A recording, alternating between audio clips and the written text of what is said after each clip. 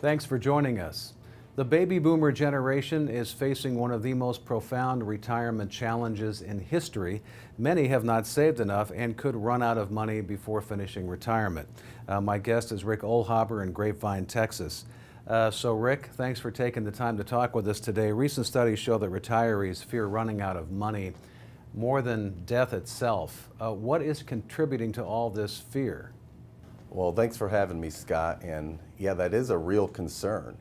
Let's face it, at the point in time that you pass away, then your fears are over. But up until that point, you want to make sure you're able to maintain the lifestyle that you've lived throughout your life and have a joyful retirement. So dealing with some of the risk factors that are out there in this market, it's challenging enough getting a good return on your money. Now trying to make sure your money lasts as long as you do, that's an extra challenge. Well, part of the problem is that many people who are entering retirement planned on retirement to last for 15 years when they started saving, but now they're looking at 30 years or perhaps even 40 years and they don't have enough. How do you handle that situation? Yeah, it's a difficult situation because it does take a lot of money to fund 30 years of retirement.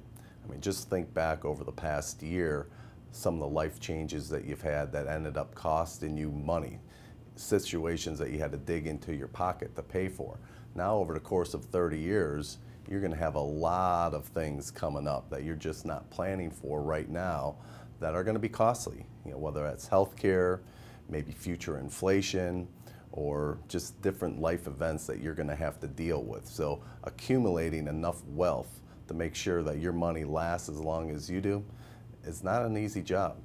Rick, finally, we are in a low interest rate environment, so there are things like CDs and bond strategies that retirees used to use in the past that don't actually return enough.